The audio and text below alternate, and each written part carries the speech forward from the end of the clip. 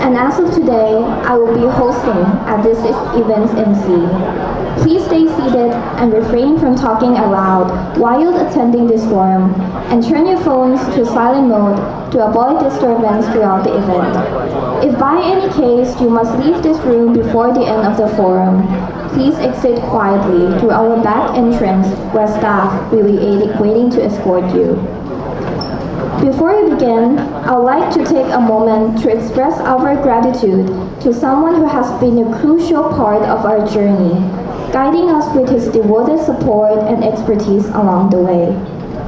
Please join me in giving a warm round of applause as we extend our heartfelt appreciation to our project director, a teacher at MUIDS specializing in the field of business, Mr. Kevin O'Donnell.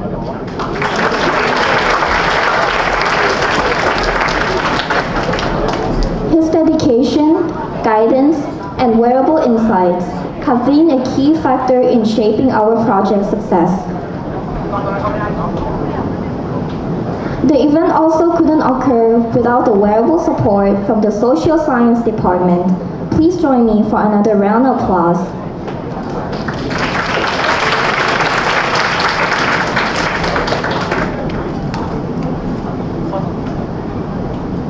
Now, let me officially welcome you to the MUIDS Business Forum 2023.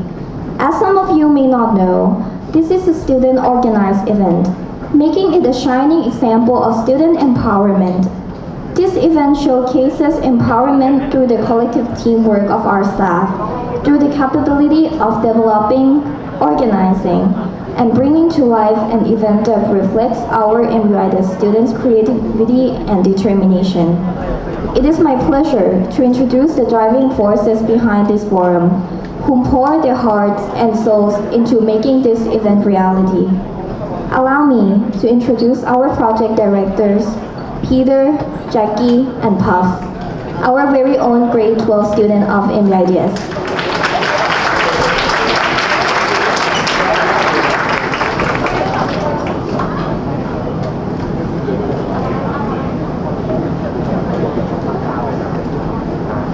Making history on the grounds of Mahidol University International Demonstration School, this business forum was arranged with the purpose of educating both teachers and students about the world of finance through the views of successful entrepreneurs. This idea began way back during the break our last semester with our 3 project directors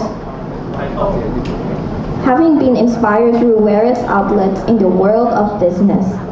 Presentation slides started right away and were presented on the 9th and 15th of August by our project directors. Subsequently, our honor speakers were contacted by email that was obtained during to exclusive event that one of our project directors had partaken in. With great pleasure, our speaker complied and their event was confirmed. Despite facing obstacles such being school negotiations, date arrangement, and staff management, our team held together and finally made this event successful, showing just how truly powerful student empowerment is. And finally, the time of our main event has arrived. May we invite our honored guest speaker, founder, and group CEO of Photoclub, Kun Topp Jirayut, to the stage to share his thoughts on the topic of the future of young entrepreneurship. Please.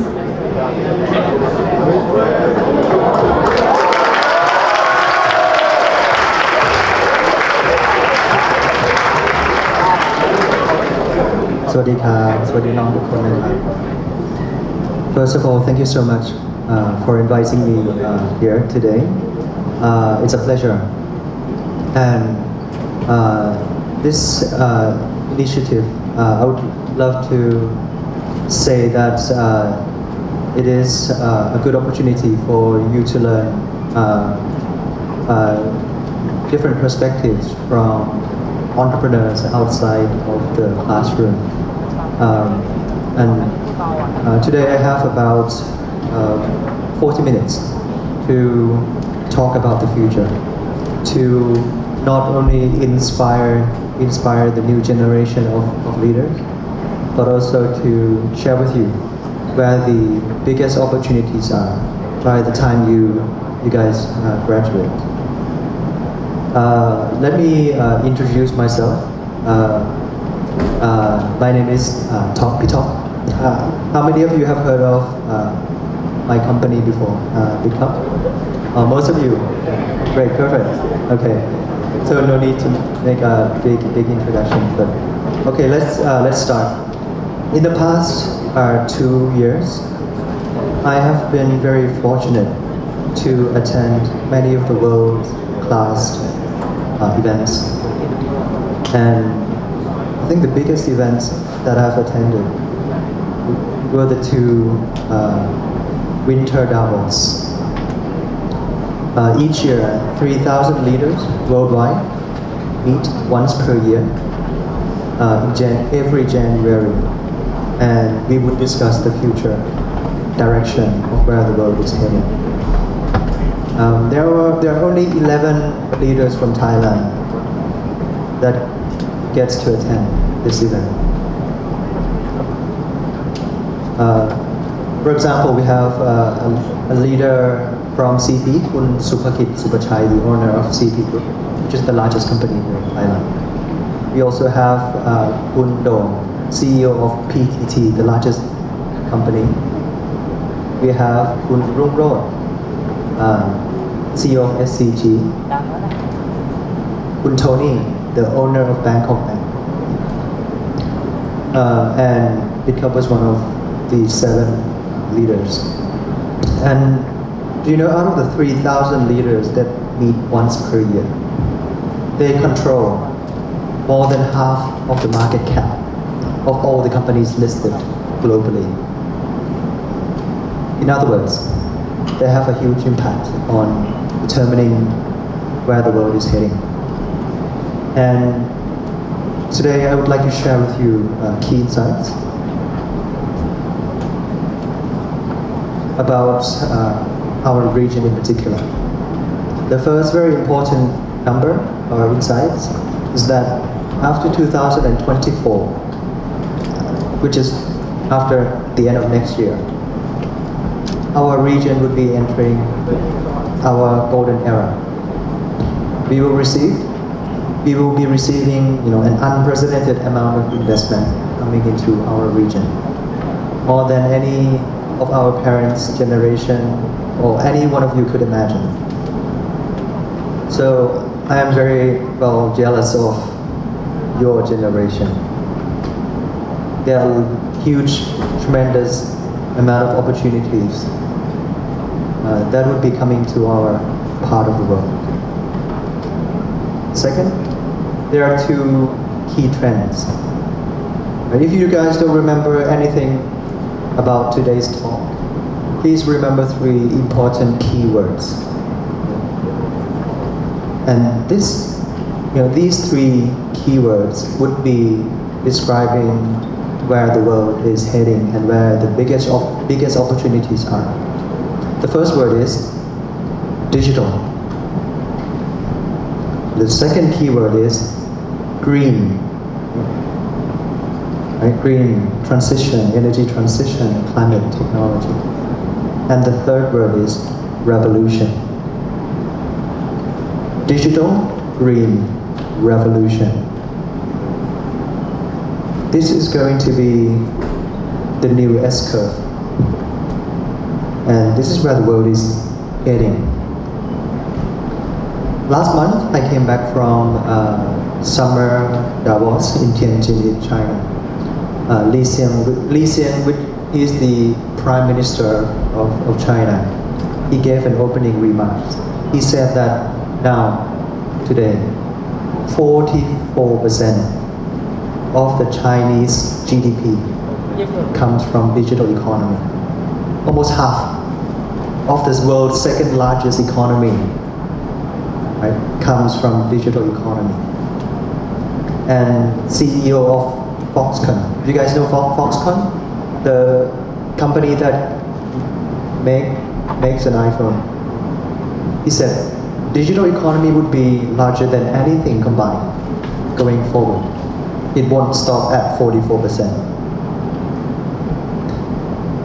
when we talk about digital economy or when we talk about the surge of investment into our region, we're not talking about old, ancient, legacy economy. We're talking about the new digital infrastructure. In other words, we're talking about the internet from the sky replacing 4G fiber optic internet of my generation. We're talking about three-dimensional internet, AR, VR, MR technology, instead of a two-dimensional internet, which is again in my generation, right? And in your generation, digital infrastructure would be very different. We're talking about AI, artificial intelligence. And please do not underestimate AI. To be frank, I was one of those people that underestimates the impact of AI. Professor Schwab, the founder of the World Economic Forum, was at Tianjin last month. He said, next year, in January, let's meet. The main theme of Winter Davos next year will be AI, artificial intelligence. It will change the way we work. It will change even the investment thesis by the time you guys graduate. It will change the future of education even. Have you guys heard of the 2 Sigma problem in the education space? 2 Sigma problem, no? So if you were to map the education industry into a normal distribution curve, you guys know the normal distribution curve? A bell curve, right? Where most of the people are at the average. And then we have the two extreme performers, the best performers and the extreme worst performers on both ends, right? Normal distribution curve. In order to solve the 2 Sigma problem, right, we have to have a 1 teacher per 1 student, right? 1-to-1 tutoring. The reason why Oxford University and Cambridge University are very famous. They are famous for the 1-to-1 tutoring their college system, right? And if we achieve this 1 teacher per 1 student ratio, we will be able to solve the 2 Sigma problem. In other words, we can move the normal distribution curve by 2 standard deviation to the right.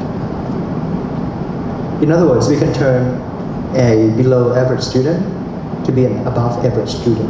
We can turn an average student to be an exceptional student.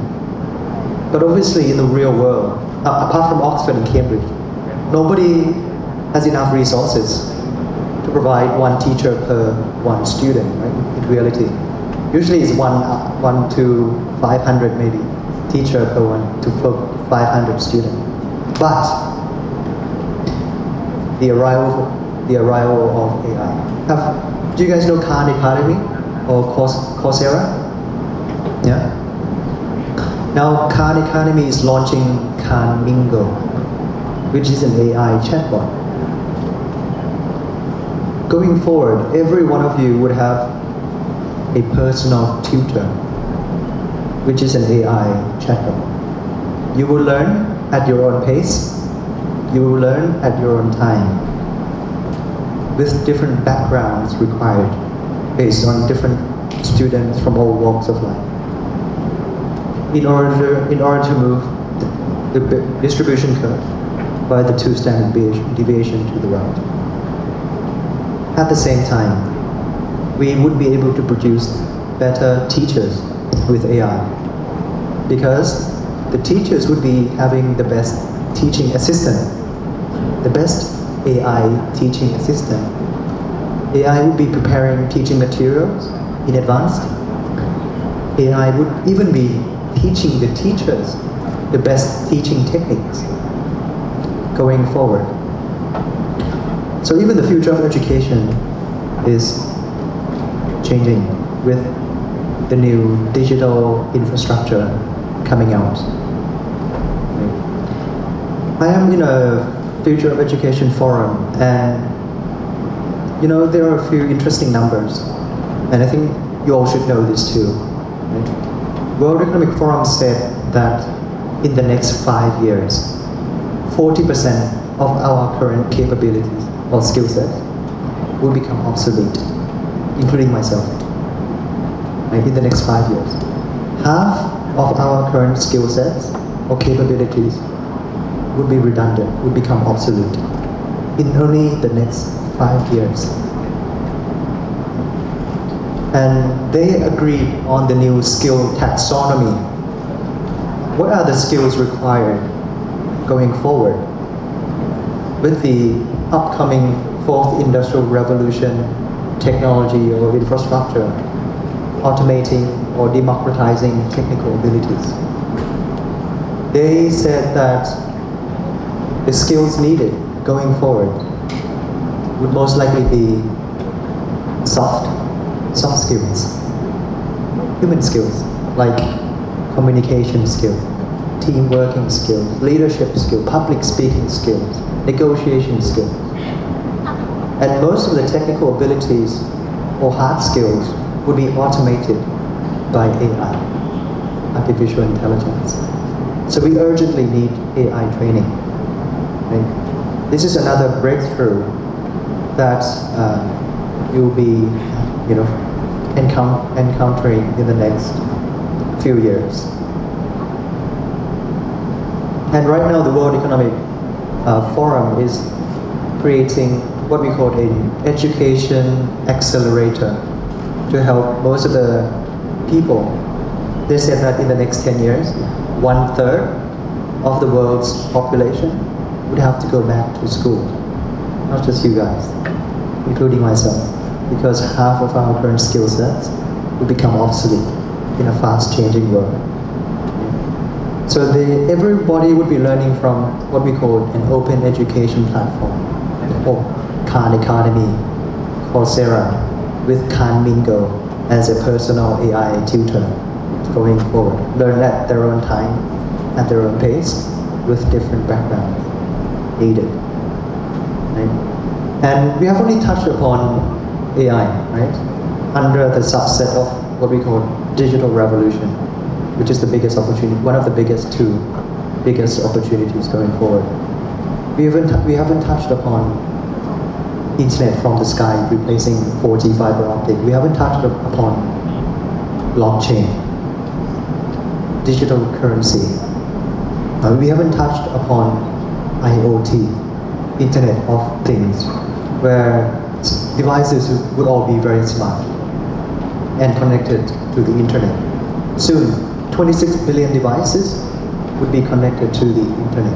We haven't even touched upon the AR, VR, MR, metaverse technology, where internet would be entering the third development phase, or three-dimensional, or Web3 era. Okay. So there's a huge, tremendous opportunity by the time you guys graduate. And some of you may wonder, how am I going to compete with the legacy companies, capitalism system? I can tell you guys now that you may not have the highest IQ compared to the previous generation, or if you may have. You may not have the highest EQ even, but for sure, you guys have the highest AQ, adaptability quotient. If there is a new gadget or a latest technology launched, you will be the first to pick up compared to the previous generation. And I can tell you all that IQ is important, right? EQ is important, but by far, going forward, AQ would be the most important skills to have. The ability to adapt to a very fast changing world. Do you guys remember the second word? Green.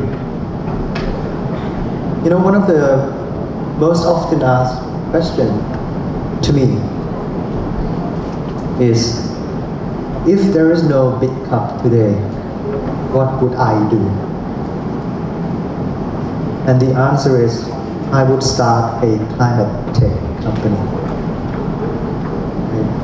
The world's first ever trillionaire would not come from digital assets, would not be coming from blockchain. The first ever trillionaire in the world, right? Now we only have billionaires. Elon Musk is a billionaire. The first ever trillionaire would be coming from climate technology. This is the biggest opportunity of your time.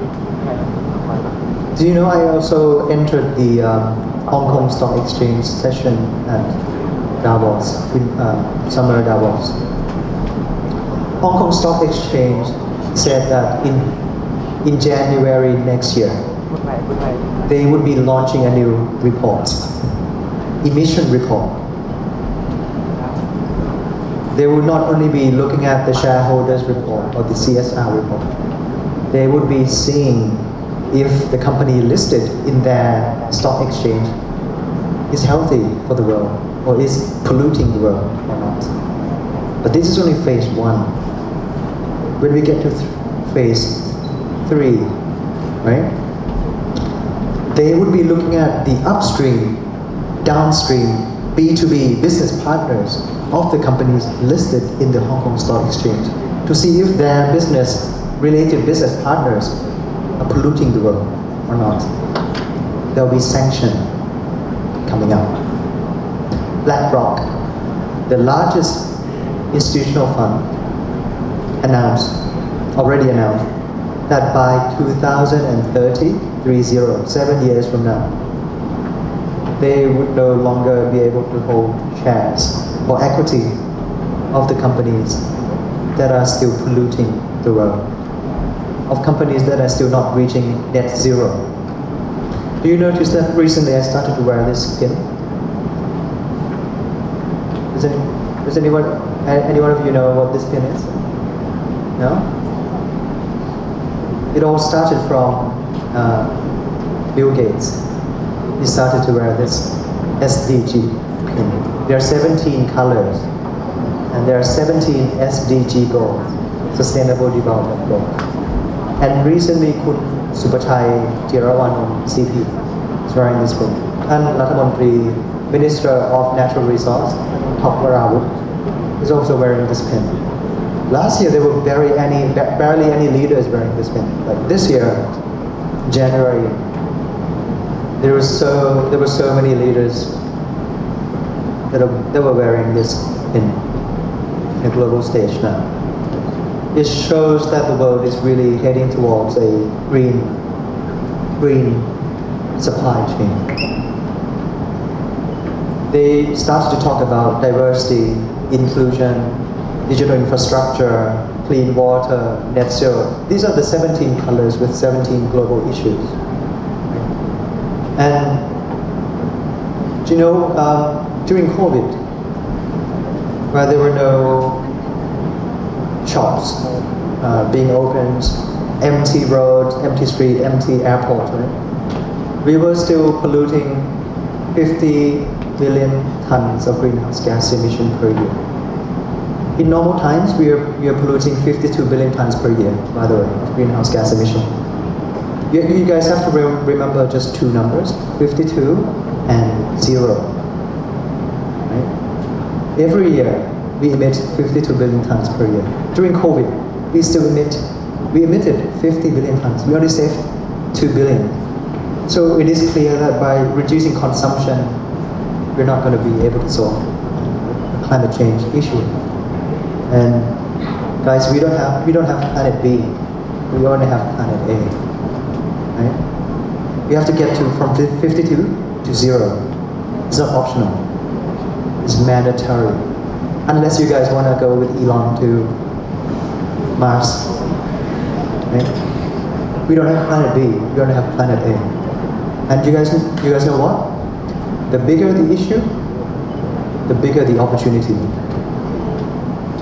Right? It is no longer an optional. We have to go from 52 to 0. And by reducing consumption is not the right solution. It is proven during COVID. we forego many of the economic activities, but we still emitted 50 billion tons per year. What is climate tech? Climate technology, right, is a breakthrough. Right? It is a breakthrough in technology that reduces green premium. I'm sure many of your parents are business owners. And another key take-home message for your parents this time is to urgently change your parents' supply chain to achieve this green supply chain. There will be enforcement coming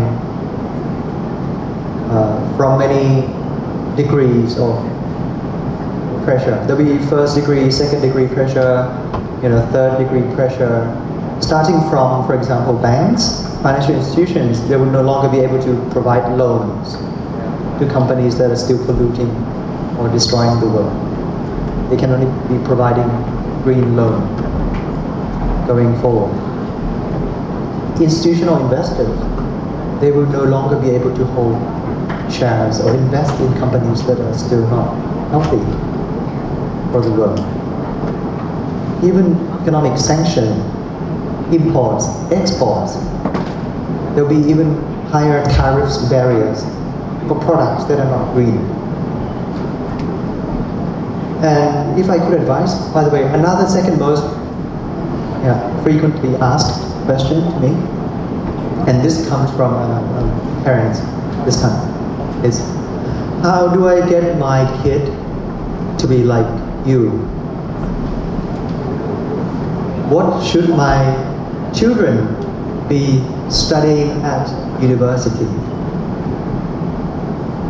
Sadly, my answer is study whatever your children wanted to study, because by the time they graduate, they won't be needing any of those skills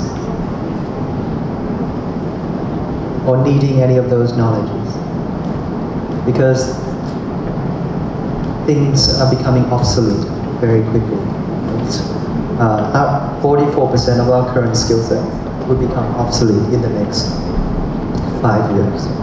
My advice to you is that please engage in many activities outside school, right? Activities that improve your soft human capital skills, like team working skills, negotiation skill, public speaking skill, right? Leadership skill. Most of the contents are becoming obsolete, regardless of which courses you're going to take. And sadly, Thai universities are still offering this business school or MBA program, when in fact we need a climate school already. But none of the universities are able to create this climate school department yet. In the Future of Education Forum, they showed the jobs opportunities, jobs transition. Right? The first bullet point was green. There was a huge arrow pointing upwards, meaning that there will be a huge demand in green human capital jobs, right? Skills. People will be fighting for limited human resources that are available in this space. So there are tremendous opportunity in green jobs. The second bullet point at World Economic Forum was digital. But then I saw both arrows. One arrow pointing up and one arrow pointing down. Meaning that there'll be both job losses and job gain in the digital economy sector. Right? Meaning that the fourth industrial revolution technologies like AI, big data, 3D printing, IoT, internet from the sky, right? AR, VR, MR technology, they would be democratizing many of the technical abilities. They would be automating many of the white-collar, straightforward labor. But at the same time, they would also create new job opportunities Even if the investment thesis is different by the time you guys graduate. Assets that are generated by pure information, the value is heading towards zero. Assets that are generated by white-collar, straightforward labor, the value is heading towards zero. Because AI doesn't need sleep, right? It doesn't need any extra energy input. It can create digital abundance for any assets that are generated by information or pure, straightforward, hard labor, white-collar, straightforward labor. So even investment thesis is different. I have 10 minutes left before Q&A today. I would like to summarize quickly on where the biggest opportunities are. What are the 3 keywords, guys? Digital, green, revolution, right? Please make sure you put yourself in the right place, and I'm sure you are at the right time by the time you guys graduate. But we know that the growth, the opportunities are coming. What do we need to prepare ourselves to be ready to grasp the opportunities ahead? First, patient. I don't get here today because I was lucky as well, right? But you have to be patient. Which in your generation, you guys are not as patient as the previous generation. Partly we can blame the technology, right? Because when we're hungry, we can just move our thumb now and it will be delivered to your door within 30 minutes. If you want to go on a date, you can go on an app and see 100 people per day. Obviously, you're going to lose patience, but I can tell you guys now that one of the critical character, not skills, character, you need to develop early characters. One key character is be patient. Success doesn't come easy. There's no such thing as an overnight success. If you guys know my story, it took me 10 years of, I don't know how many, almost jail time to be here, because nobody understood what Bitcoin is. I had issues with the anti-money laundering officers, the revenue department, the Bank of Thailand, the SEC. Pretty sure every regulator have encountered me already before I get here. So make sure you develop your patience early. The second character, you need to learn how to sacrifice. Nobody could have everything. We have 24 hours a day, 7 days a week.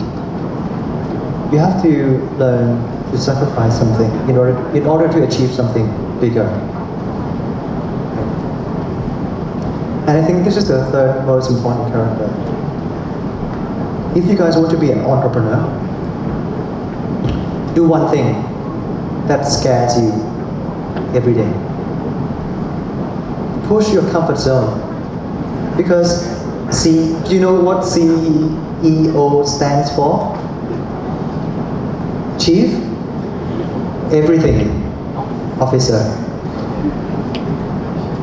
Especially in a startup, you have to hustle. You have to do things that nobody wanted to do for the company to succeed. And most often, those things would scare you because you have never done it before. And humans, we don't like change. We don't like, we're scared to change.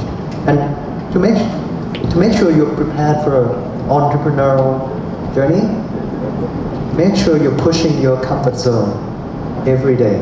And to do that, you have to do one thing that scares you every day. And do you know what will come after? Which is the fourth thing to remember. Failure. You will fail.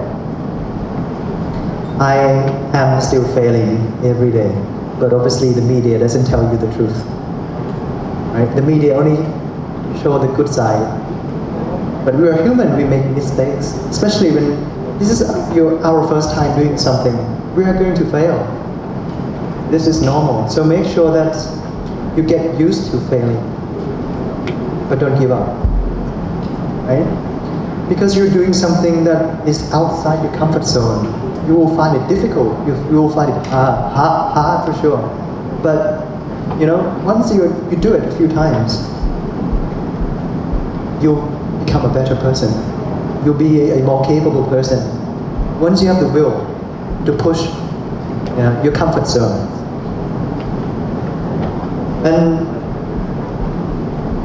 But make sure you spend your time and energy on what we call an asymmetric investment. There are many things around us that are falling under these asymmetric investment categories. What would be the best way to explain this concept? For example, you guys, for example, asking a girl out on a date is one of the asymmetric investment opportunity.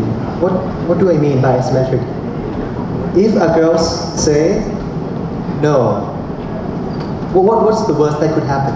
Asking a girl out on a date. What's the maximum impact? No, right? That's the worst that could happen. What's the upside? Unlimited upside, right? Who knows what's going to happen after this, right? A second asymmetric investment activity would be opening up a company, right? You have leverage. What does it mean? If you put in 1 million capital registration, it's company limited, right? CO Ltd, company limited. What's the worst that could happen? You lost 1 million. 1 million baht. What's the upside? Who knows? Unlimited upside. Could be like unicorn. Right? So opening up a company is another type of asymmetric investment. What would be the third example? Investing is another activity with asymmetric gain and losses. 5 minutes left, okay. If you put in 1 million baht on a stock or Bitcoin or whatever investment you want to put in, what's the worst that could happen? You lost that 1 million, right? But Thai baht. What's the upside? Who knows, right? Unlimited upsides. So make sure, once you have mastered patience, right? You know how to sacrifice. You know to do one thing that scares you at a time, every day, to expand your comfort zone.